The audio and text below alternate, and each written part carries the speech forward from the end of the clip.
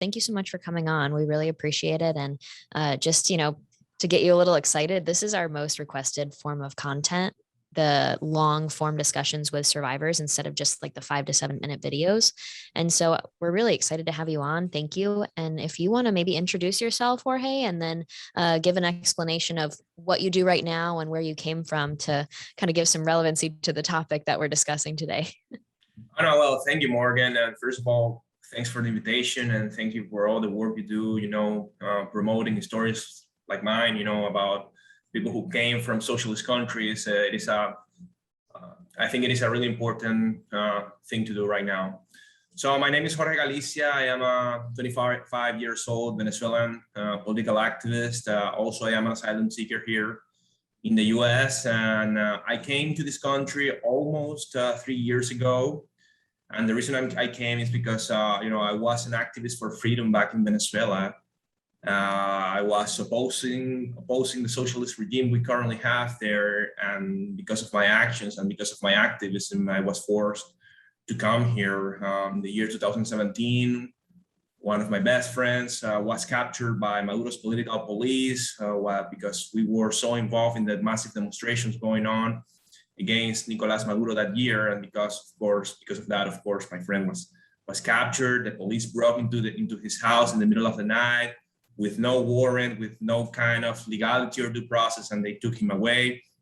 And because of that, I was basically forced to go into hiding, into isolation, because he and I were part of the same team. We were doing exactly the same activities at the same time and location. And this was a life-changing situation for me, because I knew for a fact that if he was being taken by the police, the next in line in order to be captured was me, because, well, as I told you, we were part of the same team. So I was forced to go into hiding. I was sent into a religious place where, I cannot reveal to you the information of that place, like the name, the location, and not even the religion that they follow in this place, because I don't want to, compromise the safety of the people that run this place in Venezuela. But I was sent there and I was in total isolation, meaning that I needed to turn off completely my cell phone, shut down all of my social media accounts. I was unable to communicate with anybody outside this place. So it was a really stressing situation for me. And and this was in the year 2017. After this, after 3 months, my friend was, thanks God, released from prison. And this also allowed me to resume a little bit my ordinary life in Venezuela. I never got to be the same after that, of course, because I was always living with fear, I was always expecting the police to show up at my front door, just the way it happened to him. But the next year I was able to, to finish. I am an attorney back in Venezuela. I finished my law degree in the year 2018. And after that, I basically was selected to do a leadership program back in here in the United States. And because after this episode, I stopped doing all kind of activism because, I didn't want to go through the same all over again. But this decision helped me to, keep my head down, and the regime kind of forgot about me, and I was able to come here. And once I was here, I resumed my activism, doing activities like this one today. And because of this, I was forced to claim asylum. And since then I've been here, since I arrived, I've been here, exposing the truth about socialism and why it is so important to defend liberty. Yeah, well, I love that. And actually, you talking about seeking asylum, I think it's interesting right now. The Supreme Court just upheld Trump's MPP, which is the requirement to remain in Mexico for a lot of the people coming from the Northern Triangle. I saw something that said 9 out of 10 people that come from those areas are not actual asylum seekers, and so they get rejected. But Biden's policy was to let them in the country, and then they just had to report when it was their time and when it was their time to hear the case. And the Supreme Court just knocked that down. And when I first launched Young Americans Against Socialism, we got invited with the Tea Party. I don't know if you ever do any stuff with them, but they invited us to go to an immigration briefing back in 2019 about how the problem really with all this border crisis, and back then it wasn't as bad, obviously, but with the overwhelmed border, we weren't able to actually get the people seeking true asylum, especially from socialist and communist countries like you, through the process in a safe amount of time because it was so overwhelmed already. And so fixing the immigration problem would help us be able to become that place where people can seek refuge from oppression, authority, tyranny, and all those terrible things that do happen in the world. So do you have any thoughts on that? And have you been seeing that case? I think this is a real problem because, as a matter of fact, I claimed asylum in the year 2019, and I'm still waiting for my appointment, for a chance to get to expose my case in front of the authorities, right? Because so many people are claiming asylum that, the line in order to receive your audience is like super long. And my father, who came here in the year 2016, is going through something similar.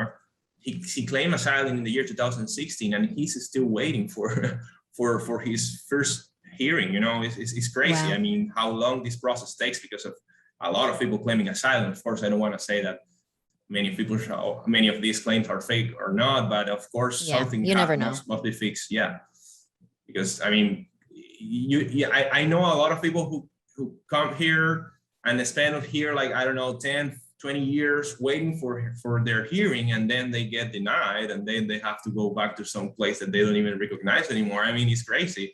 I'd rather have my hearing right now and know my result. And like, can I stay in Canada? I have to go right away and not spend here the rest of, I don't know, a decade or 2 decades, and then realizing that I need to go somewhere else. It's crazy. Yeah, for me, it's great inspiration for us to fix the problem, because there are people that really truly need to seek asylum, like that original definition of what that means to seek refuge, and we're unable to be that safe haven for people the way we used to be. I mean, my parents, or my family, came a few generations ago from Italy in that same way of like wanting to start that American dream, and they were hard workers, and all those immigrants were back then. And so that mentality is still very much alive amongst so many people that do want to come and make sacrifices and be patient to make it to America. So I'm just really appreciative of those kind of people. What really strikes me, though, so many people are willing to be very successful in their career in their home country, and then maybe take that hit and go down a few pegs in that term of like in their career, what they can achieve, if it means being able to live in a country like America. And so you were an attorney. Was it hard for you to say, I might not be able to do this kind of stuff when I get to this new country, or were you coming up with plans? How'd you do that as a young person that needs to pay the bills? Well, originally I came here because I was selected to do a leadership program. It was never my intention to stay here, but I came here in the year 2019, and during this year, Venezuela was on the top of the news because all of these things that we were seeing with Juan Guaido and his assumption as the legitimate president of Venezuela, and all of the attention that the U.S. was paying to the situation going on there. Well, because of that, I was a Venezuelan in the middle of Phoenix, not a lot of Venezuelans around there. And I was a political activist in Venezuela, so I started to receive a lot of attention, local media in Arizona, the students groups at ASU. I mean, a lot of people started to invite me to different places to speak about what was going on. So out of nowhere, I started to do a lot of activism here in America. And when the program was about to end, I realized that it was no longer an option for me to return to Venezuela, because I know that if I return, I'm gonna, end up in prison, and that's a fact. Yeah. So what I'm curious about too, I mean, you hear stories like yours where it's like, oh, I got in this leadership program, and then I had this path into America, and then once I was there, I finally started to like speak out and be more active, but obviously you couldn't when you were there. I hear other people that are like, I was scared to get on that dang plane because I was worried the entire second they were going to rip me off. Is there a difference there? Is it like the people that maybe spoke out and were more active there are going to have a harder time getting out of the country in general? I mean, how does that work? As a matter of fact, when I was, getting into the airport in Caracas, I was super scared because I didn't know if the authorities there were going to allow me to fly. But as I told you, all of these events happened in the year 2017. And during this year, so many people were doing exactly the same things. I mean, we were millions in the streets of Venezuela. And of course, these are local police search. I mean, the police is not going to spend a lot of resources looking for one single guy when you have millions of people doing literally the same. So, as I told you, I managed to go into hiding. I kept my head low, and they kind of forgot who I was, probably because I was never like a huge profile among the opposition in Venezuela, of course. But once I came here and I started to speak and all of these different events and posted them on social media, of course, they start to pay attention again to the things I'm doing. Actually, I think a year ago, my Twitter account was hacked by someone in Venezuela. I received this notification that someone opened my session from Venezuela, and you know, all of this kind of stuff shows to me that they are, you know, paying attention to the kind of activism like that leaders like me or Daniel DiMartino or Franklin Camargo, all of these great Venezuelans are doing tremendous work trying to expose everything that's going on there. So, you know, I'm more than sure that if I return under these circumstances, my life is going to be in danger. Yeah. And would you say, with your experience of it, a lot of people are concerned in America with the growing faceless bureaucracy, right? I mean, you have like the 3-letter acronym organizations in our country that are doing things like spying on Tucker Carlson's text messages. And I have some people that aren't really aware of the fact that this is something the left usually does when they rise to power. They start monitoring political opposition, and they do it because they need to make sure they're controlling the population that's against them. And one of those ways to do it is to get rid of their thought leaders. And when you think of people like Tucker Carlson, he's a big thought leader for people, average Joes like my mom and dad, that watch Tucker Carlson almost every night. And so it makes a lot of sense when you understand the checklist of history of what usually happens when leftist groups rise to power. But we're seeing that growing bureaucracy in America. Was that the case with you guys, where it's like you could be on some hidden list held by the Venezuelan government, and that's why you're going to be concerned to go into airports, concerned to go through those basic services, you might be rejected or might be taken in? Is that how it works? Yeah, actually, I mean, you know, I need to tell you, I used to work for some certain organizations within Venezuela. I'm not going to mention any name, but some of these organizations told me, hey, we have some contacts within the police and your name is in one of these lists that, you know, you need to be careful. You need to basically disappear. That's what's one of all the reasons why I decided to go into hiding. You know, some people warned me beforehand. So yes, I mean, it's pretty scary to see situations like this happening right now in America, which, I mean, of course, America right now is not like Venezuela, but, you know, maybe this could be like the first steps into something bigger, right? I don't know.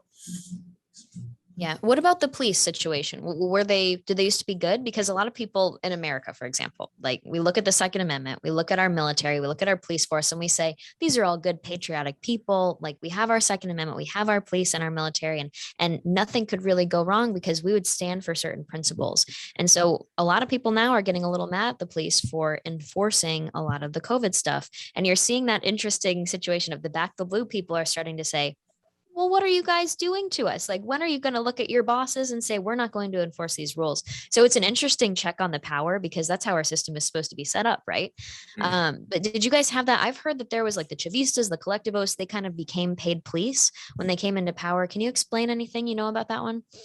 I mean, if the police in Venezuela and the military forces were somehow good, we would not have Maduro right now. I mean, the reason there is a dictatorship right now in Venezuela is because the dictatorship controls all of the armed forces of the country. So, of course, they created this other civil group of named colectivos, which are civilians carrying long weapons and terrorizing society across the streets to avoid any kind of political opposition to the regime in the streets of Venezuela.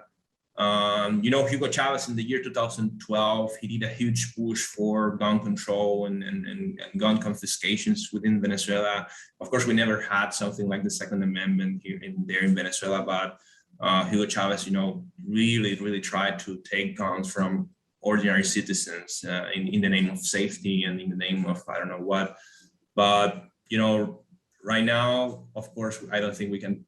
It is so obvious that we cannot trust our police officers anymore, and the few that actually have tried to do something against the regime are ended up in prison or even murder. Sometimes it is quite sad, but I really love the idea of having constitutional right, to carry guns, because I really wish we had something like that in Venezuela, and people.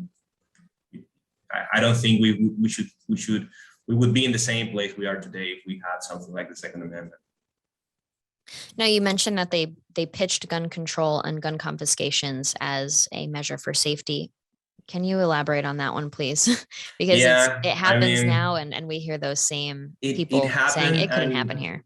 and sadly, it happened even with even the opposition within Venezuela was in favor of this kind of measures. I mean, nobody really uh, did a huge push against these kind of measures established by Hugo Chavez. And of course, criminality levels in Venezuela are super high. I think we are one of the most dangerous countries in our hemisphere. And this is despite all of this gun control regulation that were established, which were never, supposed to fix the security for the country, but this was always to impose more political and social control for the dictatorship. Okay, interesting. Uh, let's go back a little bit. Can you just explain your childhood and the kind of education you had, the bringing up that you experienced? Because I hear a lot of people that talk more about like, oh, I went to more of a religious school, and that's how I was able to get this path towards valuing freedom and understanding that there's more out there, and I should probably leave. It's really a common factor that I hear. Did you have something like that where you went to a non-government school? Yeah, I went to a private school in Venezuela, which not a lot of people can do. It was a Catholic school. My childhood was really great. I mean, my education was I cannot complain about that. And actually, I think I see somehow the two faces of what happened in Venezuela. When I was a child, my education was great. I used to travel abroad even sometimes during the year, even great birthday parties. I used to have the latest versions of my favorite video games. It was a pretty nice life, ordinary life. And then during the year 2013, 2014, all of this changed, for the worse, to the point where in my house, for example, we don't even have constant water supply anymore. Electricity is constantly failing. Internet connection is failing.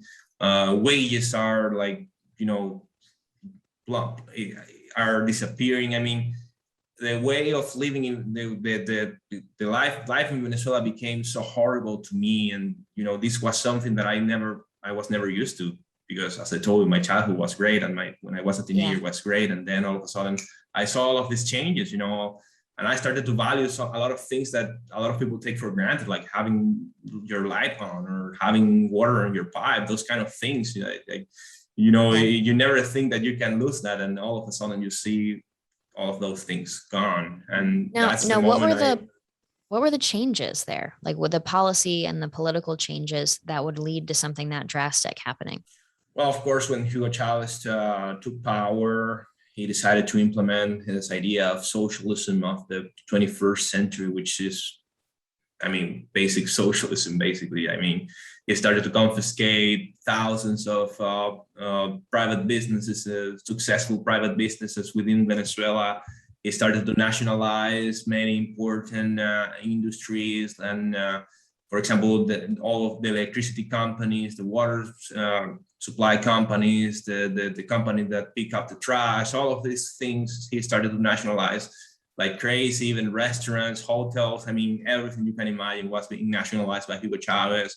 For a while, it kind of worked, but then, basically the government run out of money, as it always happened during socialism. And this is when the chaos started to appear for all of us.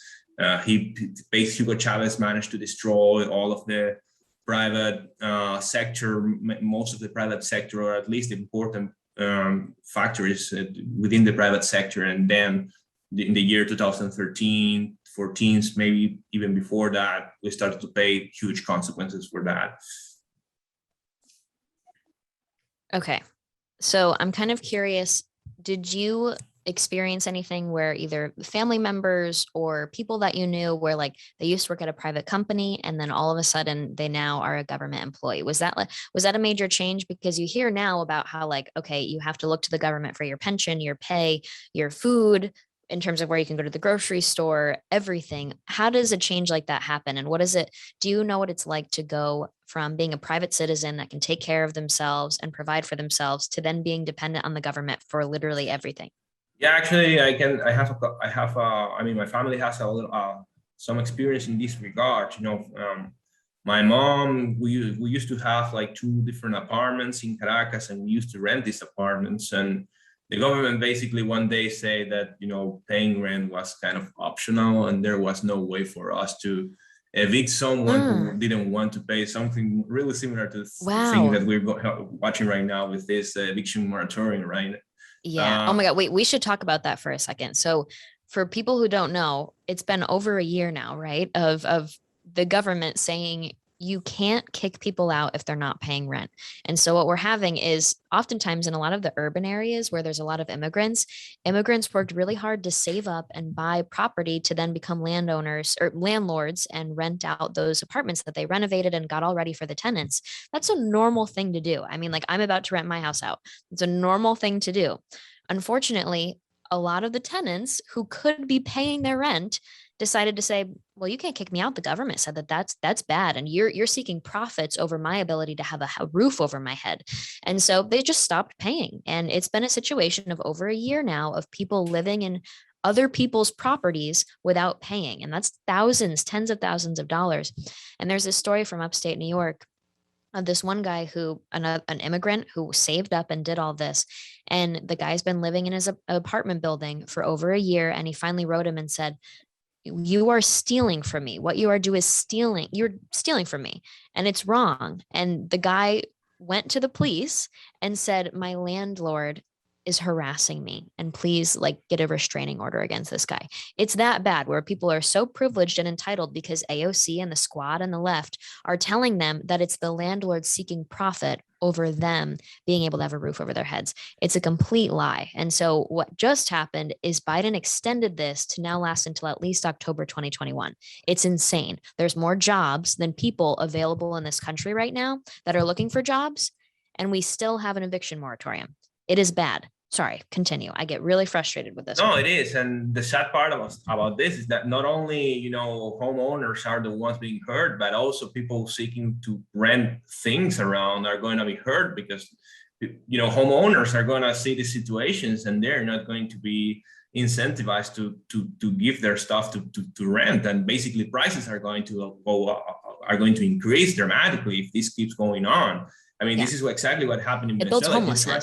If you try, homelessness. if you might find someone able to rent you a place in Venezuela, but the price is going to be so big that not a lot of, I mean, just a tiny minority can afford to have to rent something in Venezuela. So there is a housing crisis right now in the place. I mean, people living, with their relatives until they are 40. I mean, it's crazy. There is Yeah. no way to get independence anymore. And it's So a slow regress. Like for me, it's the deterioration of the American dream because you can no longer be somebody in your early 20s, save up, get your home, build your family. You're now living with your parents through all of your 20s. And then mhm. at that point, you're having babies at a time where you should be kind of slowing it down Yeah. and really settling into your home. And it's sad because I think all of our policies, we should always work to create happy people and not like manufacture them, but to give them what they need and the lifestyle and the protections they need to have their freedom to become a happy person on their own instead of Yeah. forcing it through. I mean, have you read The Law by Frederick Bastiat yet?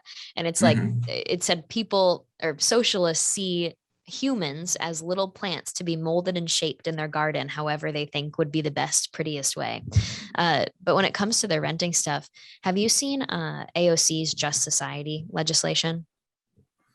Well, I don't know that about that, but of course I've read a lot I'll of send things it to you. about her. Yeah. So like she has her Yeah. Green New Deal thing, and that was her big piece of Uh-huh. legislation, right? She had a second one that came out that they kind of just slowly, quietly pushed out there, and it's called Just Society. It has Okay. like 5 to 6 different pieces of legislation in the package. And you've got to read this. I'll send it over to you. It's Right. a bunch of different, it's great examples of how the left will label things with very manipulative and distorted language. So one of them is rent control nationwide, and the piece of legislation for rent control is called a place to prosper. But as we know, rent control leads to homelessness. And so so ironic that the place to prosper in her legislation would actually be the street, according to what her policy goals would achieve. So promise progress, achieve regress. You gotta love it. You know what I mean? Yeah, no, and it is so sad, as I know a lot of people around here in Miami, a lot of Venezuelans who have several properties in Venezuela, but that are just, locked because they cannot do anything with those properties, and they could be renting them and solving a lot of housing problems for a lot of people needing a house in Venezuela. But because the government does not provide the proper incentive, well, they are just not doing anything with those properties. So, Yeah. and sometimes even the government could go and open your stuff and let people lean, but it is a matter of incentive. This kind of socialist policy sounds really good, but when you put them in practice, you're going to realize that they're going to create the opposite result that you're trying to achieve here, which is more prosperity for people, I guess. I don't know. Yeah. Now, kind of continuing back to what you were saying with those policies, did you see any other situations where it was very much a heavy push on propaganda that focused around morality and equality and progress, and it led to the complete opposite? Did they do those kind of language manipulations there? Yeah, I mean, if you transit the streets in Venezuela, you're going to see a lot of propaganda, trashing the individual and say that nothing that about the individual matters. It is all about the collective. We should all care about the collective interest and stop caring about the individual, goals, because this is not good for the homeland and stuff like that. So yeah, but at the end, we can see clearly how collectivism ended up in a place in Venezuela and pretty much everywhere where it has been implemented. But we're going through COVID-19, that entire situation. We saw over the last couple months what's going on in Cuba. The left in America and around the world tried to label the protests in Cuba as people being mad about not getting access to COVID vaccines and all that jazz. And they tried to make it very much fit into their narrative. Unfortunately, it was pretty much just the people rioting and pushing back against a communist regime that's controlling them. So speaking of healthcare, because they are struggling in the healthcare sector in Cuba, especially during this pandemic, is that happening in Venezuela? And do you have any stories of the healthcare system there? Because you have a lot of people in America on the left that say Cuba and Venezuela and all these state-run healthcare systems are just doing fantastic. Yeah, first of all, I think all of these people that say this kind of stuff, I think they are extremely naive, because they actually believe the numbers provided by the Venezuelan regime or the Cuban regime or even the Chinese regime. I mean, right? It's like Fauci. Exactly. Where he was like, we've given them the money, but they give us the numbers back. They aren't studying anything that we don't give them the funding for. We believe them. Yeah, it is crazy that people actually believe in the numbers provided by these regimes. And it is so sad to see. I mean, every time I log into social media, I see thousands of people requesting all kind of supplies for treatment to their relatives. People asking for money or supplies, antibiotics, vaccines, anything you can imagine is being requested right now through social media by regular Venezuelans trying desperately to deliver some kind of healthcare to their relatives that are currently dying in Venezuela, because they just cannot find whatever treatment they need, or maybe they can find it, but it's extremely expensive for average Venezuelans. And the hospitals in Venezuela were already collapsed before COVID-19. So you can have an idea of the impact that the pandemic is currently having in a place like Venezuela. And the vaccination process is extremely slow. So we don't see like a light at the end of the tunnel. It is a horrible, even I have an uncle who lost recently his two parents-in-law. I don't know if there's a better word for that, but they were basically sick with COVID and they died during, the same day at the hospital, next to bed each other. It was something really sad to see, and they were lucky in the fact because they were actually able to get into some hospital and receive some kind of treatment. But majority of Venezuelans don't even have that luck. They are just dying in their waiting rooms and in the streets trying to get into the hospitals, but there are literally no room. Hospitals are collapsing. It is a mess. It is a mess. I can't believe it. For me, I would definitely want to know, with all of this going on, what exactly inspired you? Did you have a moment, or was it just this growing frustration of what you were seeing, the impact it was having on your own personal life and your family? Was there a moment for you that made you want to say, screw it, I'm going to put myself out there and get in a little trouble maybe? Well, as I told you, I think for me was the fact that I saw all of this transition, going from a Yeah. pretty good life, nice life, to total chaos and total poverty. Basically, I know I was not even eating good anymore. Seeing that transition motivated me to take some kind of action, because I knew that, I could see the collapse coming to my own lives, and I decided to try to change that. Of course, it was not. I mean, it was not enough. We didn't do a lot of. I mean, we couldn't achieve our goal of removing Maduro, but that was my main incentive to try to deliver a better life to my own life and to my family. And I saw in the Maduro regime the obstacle to doing this, so I decided to go into the political field to try to deliver liberty again to my homeland. Yeah. And what did that first look like for you? Well, my first steps into politics, that started, I think, the year 2014. That's when I became a law student. Actually, it is curious, because during these first years, I was kind of a, social democrat. I used to think things like, hey, well, maybe if we try if we try socialism the way they have it in places like Norway, we might get it to work, right? But once I started reading, the classicals like Bastiat, you say, like Mises, I started to realize that none of these ideas are ever going to work. And this is when I transitioned I became basically a classical liberal, proponent. So, yeah. Well, that's what I think is so interesting for all of it, is the when you think of Marx and all of the, fantasy socialist writers back then that believed in this utopia and believed that it could be done in a better way. Like, I see where they're coming from, in the sense that back then it was kingdoms and it was dynasties and regimes, and it was not pretty, you know what I mean? And so I really love the stories of like Catherine the Great. She was the Empress of Russia back then, and back then it was a dynasty, and she believed in this vision that the new world was creating. Like, there was this enlightenment, this idea that there could be a better way than what was happening. And so I get it at that time, when you're looking at, okay, there's a way where people can have dignity and people don't need to be ruled over. Seeing the readings of people like Marx and seeing the readings of Rousseau and all of those people that now we look and we're like, oh my gosh, we should never, ever actually do that. It's never going to work. At the time, when you've never had that kind of experience before in society, of course, you're going to be like, this could be the change that we need. And it must have been so inspirational to kind of read that stuff back then. Nowadays, you'd think we'd have learned our lessons by now, but it still is interesting. And it makes total sense when you understand that transition in the 1700s of what life used to be like. So now we understand the best way to achieve progress is capitalism, classical liberalism, economic freedom. But I understand why people used to want something like this, because it really did mean at least delivering some sort of power to the people in its original terms.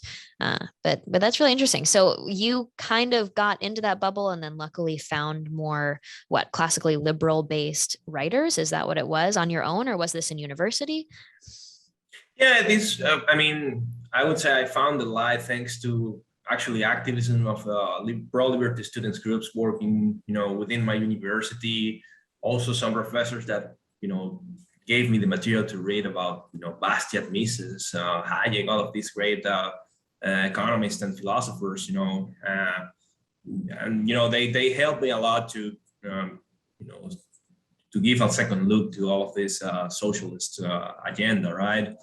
But yeah, it is extremely sad to see so many people still believing in these Marxist theories after so many lives have been lost trying to implement these ideas, because it is not only that they don't economically work. A lot of millions of people have died because of failed attempts to implement socialism, and it is never going to work. How many times do we need to keep trying the same to realize that it's not going to deliver any kind of prosperity or a better world for anybody? Yeah. No, so you became an attorney. What kind of work were you doing at that point when you're starting your career? Venezuela's going Honestly, down. honestly, I never even get to practice law in Venezuela because Mhm. I mean, at the moment I finished my last exam in law school, that's when I was selected to come to this leadership program in the USA. I didn't even attend my graduation ceremony, and Oh, yeah, my mom did. She went there. I was not that's there, but sweet. she had her time. But yeah, I mean, I did like a small internship in Venezuela in civil laws, specialized, but I never got time to actually practice anything. And I hope to have that opportunity eventually, maybe in Venezuela, or I'm actually looking for ways to become an attorney here in America Yeah. eventually. Well, that was my next question is, are you going to try and go to law school here, or what's your Yeah, I've next been step doing my on all this? research.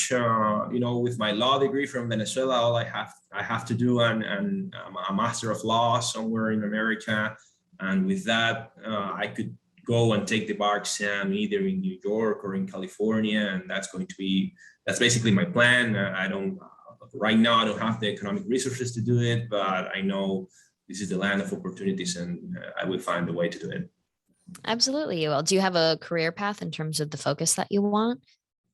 Oh no, not yet. I mean, as I told you, I was interested in civil law when I was in Venezuela, but during my last year, I was also really interested in criminal law. Now that I hear, I might be interested in also immigration law, which is a huge topic for me right now, since I'm an immigrant myself. I'm a refugee.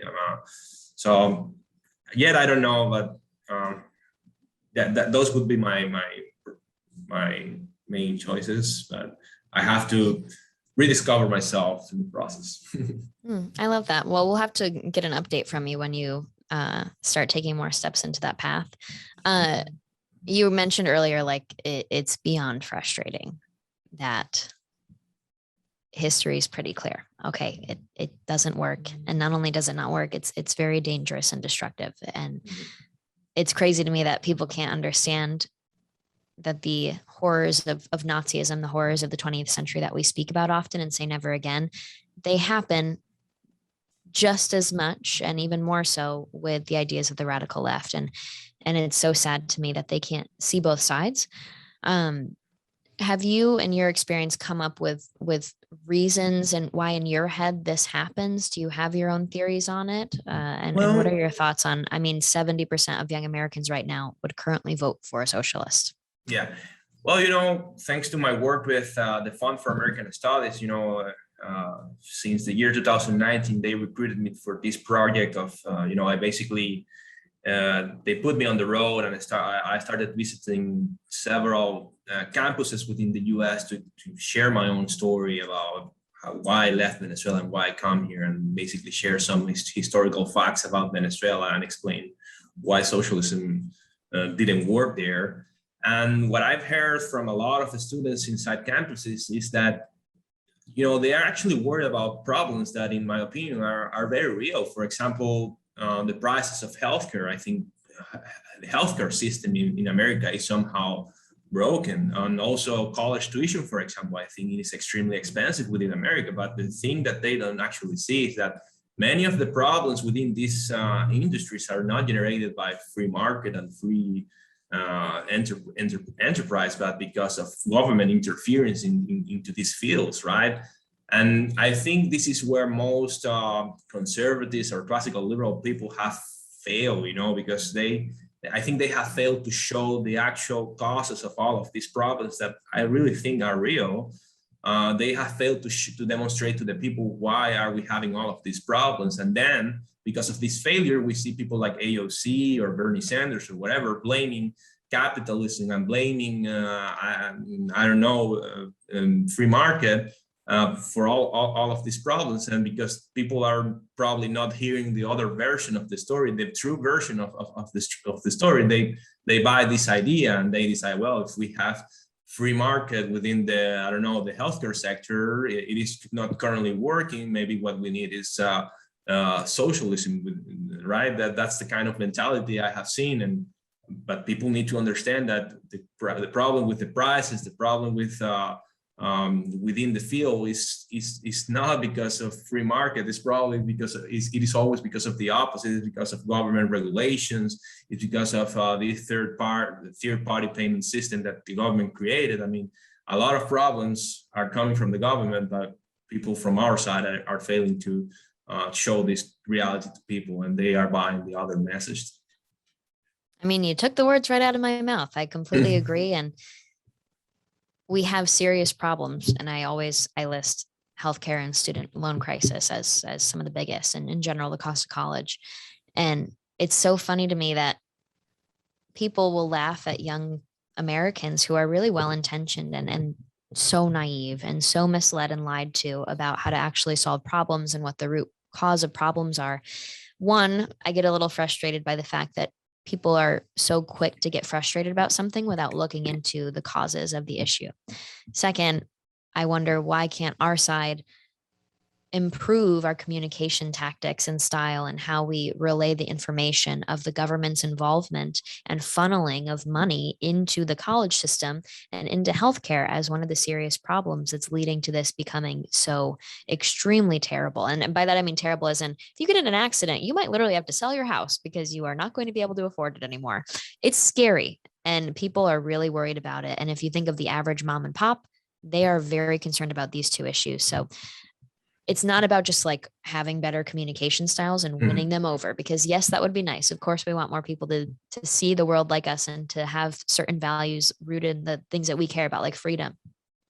But to me, it's like, don't we want to help people? Don't we want to make happy people? And don't we want to improve lives? And wouldn't solving these two issues cause positive change on a generational level all across America? And so my funny thing that I always hear AOC say is, she says, we need structural change, systemic change. There's systemic issues. And I'm like, yeah, the people like us, the pro-freedom, anti-big government individuals and movement people, if we implemented our ideas, would bring the structural systemic change that our country needs right now with a lot of these serious issues. So I think it's just so funny. They say systemic and structural. All they would do is add to the system. They think the system is so racist and horrible and oppressive. They are the system. We are the anti-system people. And so I hope that we can have people in policy positions that do champion these issues. Do you have any that you really look up to right now in America? Do you follow the public policy kind of people? Well, I mean, I really like the work that people like think tanks like Cato Institute, for example, is doing in exposing this to talk about these topics, for example. But I feel sometimes really frustrated with the conservative field because I listen to people, students that come to me and they talk about these real problems, and sometimes I hear the answer from conservative leaders, and they say, hey, you should be grateful about living here in America, the best country on earth. That's probably true. I mean, that's why I'm here, but right? That doesn't win anybody over. Exactly. And that doesn't mean pisses them off. The fact that America is probably the best country on earth, that doesn't erase the fact that we still have problems here that we have to fix, right? So I do believe that conservative needs to start working, as you say, on communications and in actual solutions, right? And I mean, it's going to be hard because a lot of these, even within the conservative field, many of these politicians are controlled by the medical sector and the housing sector or whatever. And it is really tough, for, to take the right decisions. It is going to be really hard if all of these big companies are protecting their interests, because I mean, it is true that AOC and Bernie Sanders, they say all of these big companies are getting away with murder. That might be true, but it is not. It is because the government is allowing them to do it by all of these regulations that protect them from competing freely in the free market, right? If we liberalize the market, we are going to see a lot of problems being fixed. But this is not what AOC and Bernie Sanders are pushing for. They're pushing for exactly the opposite direction that is going to create even more problems than the one we have right now. And the conservative field is basically playing defense on this, and it's frustrating. Well, you were so right with that. Like, it's so funny to me because, okay, I run Young Americans Against Socialism. A lot of people will come up and talk to me about this. And they're like, how can we become better? We need to start talking like the left. Like we need to start using their words and like promise like good, positive things. And I was like, why are we only trying to compete with them in terms of who can give the best fake promises? Like, what the heck? Why can't we try and help people by changing their lives and then show them, look what we just did? And I totally understand. President Trump did a lot of good stuff and he did change people's lives and he still got voted out. And that's for many other reasons. But I really do think if we had systemic change, structural change on college and healthcare, I think we could change people's lives for the better that are apolitical and just want to have a good life. And that really gives me a lot of hope if we can get people to act on it, because it's not just about using fluffy words the way the left does. I think that's so funny and disappointing that they say that. Yeah. I don't know. Do you get a lot of people that will ask you, you do a lot of speeches, right? Yeah. How is that? Do you enjoy that? Well, as a matter of fact, even though I was really involved in political activism, I was, before coming here, I was like really shy. I was never like in the front of the people talking to cameras or talking to any audience. I was doing like backstage work or whatever. When I come here and I realize that people want to hear about me, want to hear my story, are willing to, feel an auditory and to hear what I have to say, that was a challenge for me because I was really never used to do that kind of things. And well, I'm doing it in English, of course, because this is not my native and that's impressive language. enough. Oh my gosh. I've been It's hard here enough to public speak. Yeah, less than 3 years. I've never done public speaking, and all of a sudden I saw myself doing it in a language that is not my mother language. And well, it was challenging, but I find courage to do it in the fact that I believe that a lot of people, especially young adults, need to hear this kind of stories, learn about the true, what socialism really is, because and I think people coming, from Venezuela, from Cuba, from Soviet Union, we have the best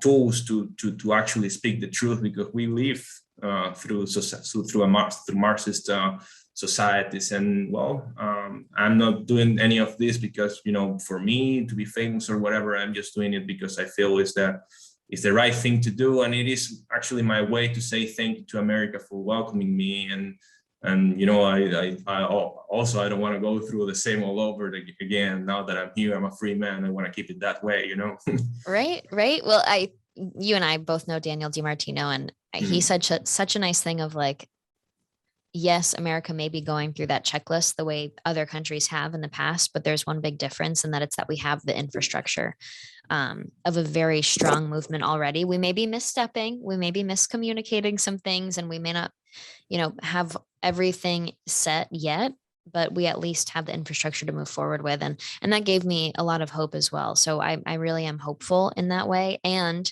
most importantly, I want to ask you one more question, but I think it's so important for us to understand there's a huge difference between radical leftists that want to seize the means of production and then the very young, naive, misled young people that maybe are falling for woke politics or searching for fulfillment. And so they're getting involved in politics, all this stuff. They probably don't know what it means to nationalize industries. So when I see 70% of young Americans would vote for a socialist, I don't go, wow, 70% of my generation wants to nationalize our economy. I think that there's a huge gap between those people and just the naive. And I find a lot of hope in that. Just to kind of close out, do you have a message to these young people as somebody who is young and experienced what it's like to live without economic, financial freedom? And now you have it back again. What's your message to the young people right now who are frustrated with America right now and are embracing leftist ideals? Well, my message is don't take any of your liberties for granted. It is pretty easy when you are born in this kind of environment, and when you are born as a free man and you have not experienced anything different, it's pretty easy to assume that, this kind of way of living is just going to be there forever, and as someone who, as I told you, when I was a child, when I was a teenager, my life was pretty good. I took a lot of things for granted, and because we started in Venezuela taking the wrong political decisions and implementing the wrong ideas, I saw really, really quickly how all of those nice things I used to have in my life disappearing as really, really quick. So learn more about socialism, learn about, history, for God's sake. I mean, look how socialism For God's has, sake. how it has resulted in societies like the USSR, like China, like Venezuela, like Cuba. I mean, there are so many examples out there to show that this is not the way to correct any wrong that we might be having right now in America, which I don't deny any of those, but free market is always going to be the answer, and freedom, socialism is not going to solve any problem for you. It's just going to make it bigger. Thank you. And how can we stay connected with you? What's the best way for people to follow you after this? Yeah, you can follow me through my social media accounts. That would be at Jorge Galicia 95, both on Twitter and Instagram. And if we can connect through there. You can write to me. And we'll there link those. All right. So we'll link those in the bio. Thank you so much. We really appreciate Awesome. it. And if anything else happens in current events, I'll probably bring you on back. How about that? So you can commentate. Please. Thank you, Jorge. We appreciate it. Awesome. Thank you so much, Morgan. Bye.